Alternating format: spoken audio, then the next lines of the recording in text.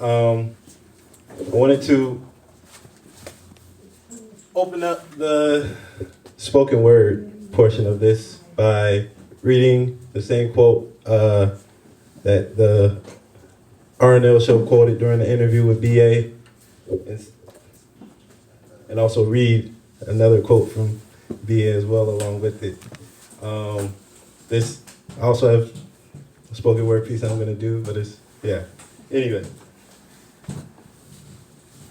So this is from Basics, from Talks and Writings of Bob Avakian.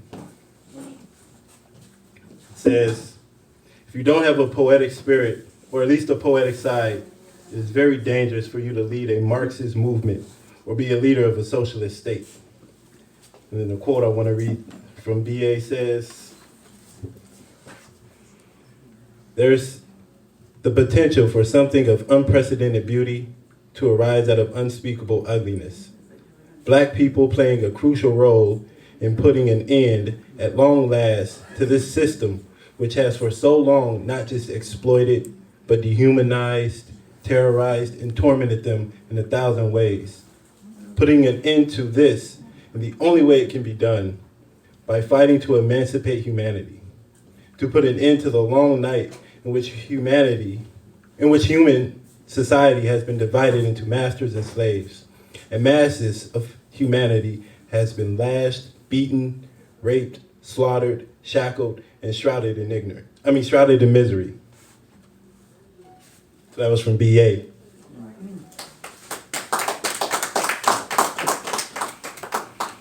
All right, so the piece I have, or that I came up with for today, is a rendition of Gil Scott-Heron's Winter in America. Wow. You doing it, ain't you? In case you haven't been there lately, we have, and the season is back. I mean, it was holiday weather for a minute, or when I was on vacation. I'll tell you a story. There used to be an agreement between the seasons. I mean, after a while, they decided to sit down and work it out. You know, they agreed they were going to come and stay about 3 months each, and then go wherever seasons go when they're not where you are. And this would be a cycle, and it would go on all the time. And one year in America, the land of the thief, home of the slave, one of the seasons got mad and decided it was going to stay. Decided that the way things were being done made it feel at home. He wouldn't go. He just wouldn't leave when he was supposed to. I mean, it wasn't the people running this stuff. You know what I'm saying? It was something. It was some kind of vibe there that made it feel like it just wasn't leaving. It just wasn't going to go. It wasn't in terms of the temperature.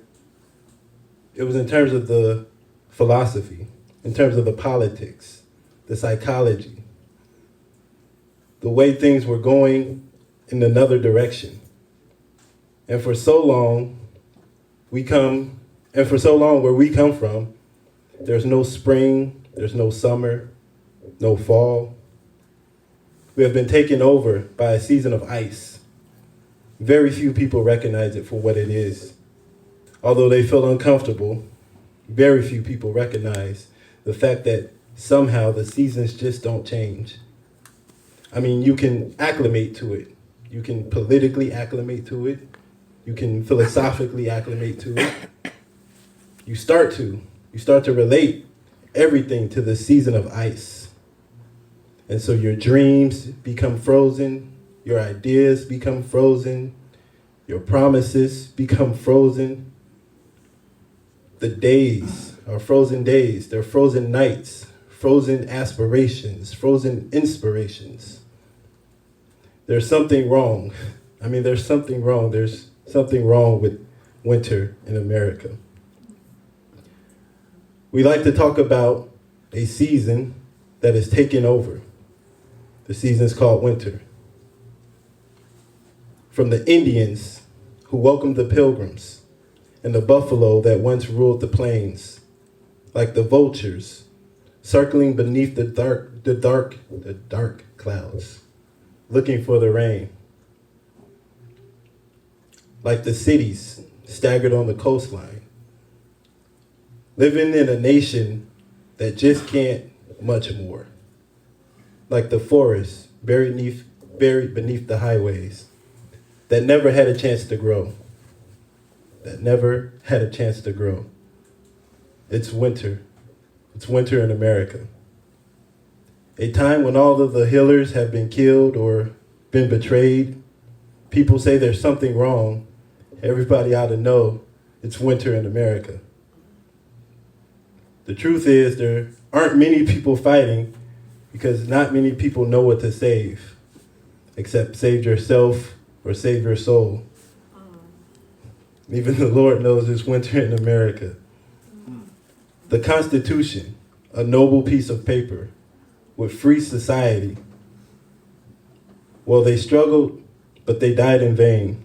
And then democracy is ragtime on the corner, unemployed, hoping for some rain. But it just doesn't look like rain. It looks like winter in America. From the robins perched on the barren treetops, watching the last-ditch races march across the floor, and the peace sign that filtered our dreams that never had a chance to grow. Somebody ought to tell them that it's winter in America. A time when all of the leaders have been killed or betrayed. People know it's something wrong. People should know it's winter in America.